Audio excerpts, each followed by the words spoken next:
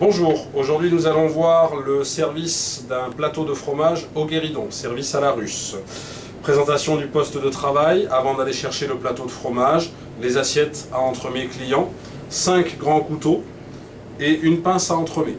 Pourquoi 5 grands couteaux? En fait, un grand couteau par type de pâte pour couper chaque fromage, puisqu'aujourd'hui sur mon plateau j'ai 4 pâtes différentes. Et le 5e grand couteau qui va me servir à maintenir les portions que je vais découper au fur et à mesure pour les servir dans mon assiette client. La pince à entremets pour les produits d'accompagnement, aujourd'hui simplement du beurre. Mais on peut également proposer des fruits secs, des noix, des raisins secs, des pignons de pain. On peut également proposer des fruits secs, des abricots. On peut également proposer des confitures, en particulier la confiture de cerise noire lorsqu'on travaille un produit du Pays Basque du Béarn, le l'osso irati, avec la cerise noire, la confiture de cerise noire d'Itchassou. Le plateau de fromage, qui chez nous se décompose de la manière suivante. Un dessous en inox, que l'on pense à faire briller bien entendu, le plateau de fromage et la cloche que l'on pense à nettoyer. Lorsque l'on arrive sur le guéridon, première chose, la cloche passe en dessous du guéridon. Avant d'attaquer la découpe à proprement parler du fromage, présentation du plateau de fromage à nos clients. Nous avons un plateau qui tourne sur lui-même, ce qui nous permet d'être au plus près du client.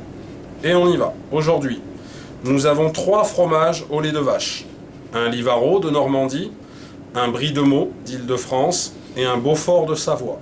Et un fromage au lait de chèvre, le Valençay, du Val-de-Loire, plus exactement de Berry-Sancerre. Une fois que j'ai présenté mes fromages à mes clients, je commence mon service à proprement parler en demandant à mon premier client, ma première cliente en respectant la préséance bien entendu, ce qu'elle souhaite. En gardant à l'esprit que si ma cliente ou mon client souhaite les 4 fromages, je dois respecter un poids total de l'assiette compris entre 60 et 80 grammes. Si ma cliente ou mon client souhaite 3 fromages, je dois respecter le même poids total. Si ma cliente ou mon client souhaite 2 fromages simplement, je peux respecter également cette fourchette de poids entre 60 et 80 grammes. Mais je ne dois jamais être en dessous et je ne dois jamais être au-dessus.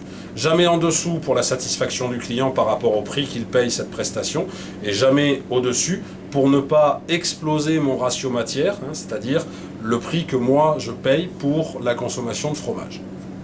On y va pour le service. Je descends une assiette à entremets. Comme d'habitude, je ne dresse pas sur une pile d'assiettes. Je fais les assiettes une par une. Je prends un premier couteau et je demande à mon client ce qu'il souhaite que je lui serve. Imaginons que mon client me demande du Beaufort. Pour les besoins de la démonstration, je vais enlever ce petit ramequin avec le beurre pour que vous voyez bien la découpe du Beaufort.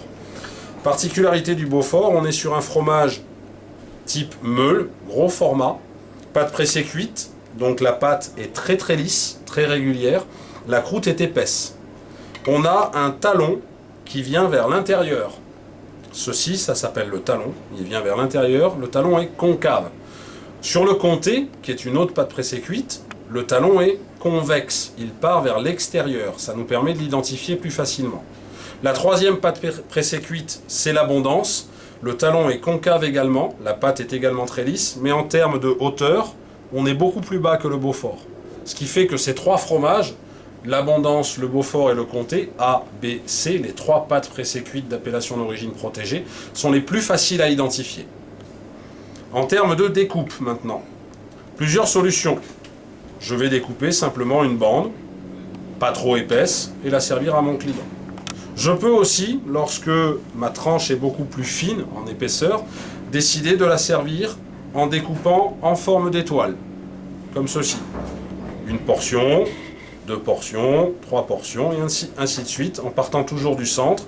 Et plus je vais aller vers cette partie-là, plus mon angle va se réduire, pour toujours respecter ce poids de 60 à 80 grammes. Et c'est ce que nous allons faire aujourd'hui pour apprendre à découper cette croûte qui est donc très épaisse. Donc je prends mon couteau de découpe et tout simplement, lorsque j'arrive à la croûte, j'insiste bien entendu, puisque j'ai une croûte épaisse. Et voici ma portion de Beaufort.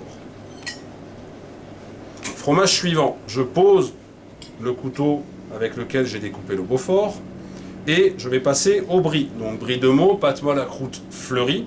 identifiable du fait qu'en surface on a cette belle couleur blanche, plus ou moins marquée selon le stade d'affinage du fromage. Ce fromage-là se présente en forme ronde, très grande. On découpe une pointe qu'on met sur notre plateau. Pour le client, il serait préférable de proposer la totalité de la bande du fromage pour que notre client puisse apprécier le cœur du fromage, très crémeuse et très coulante, et l'extérieur du fromage un petit peu plus ferme.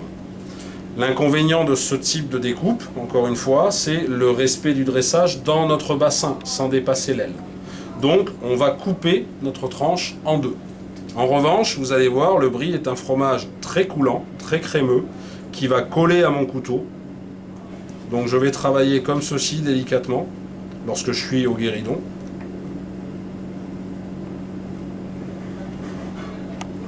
Et voici ma tranche de brie. Je la coupe en deux. Et avec mon couteau, qui a servi à découper, je la dresse dans l'assiette client.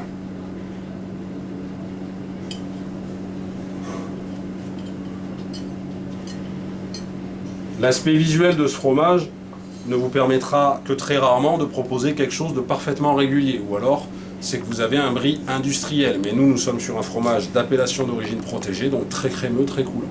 Je pose mon couteau et je passe au fromage suivant.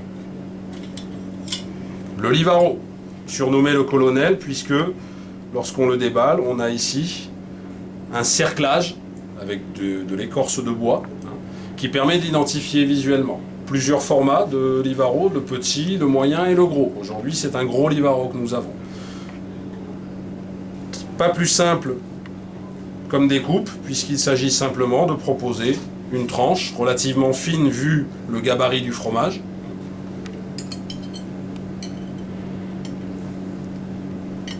Comme ceci. Fromage à pâte molle et croûte lavée, facilement identifiable, croûte orangée, parfum caractéristique, saveur puissante. Je termine avec mon Valençay. Très simple à identifier ce fromage, donc fromage au lait de chèvre du Val-de-Loire, Berry, Sancerre. Il existe deux pyramides dans les appellations d'origine protégée.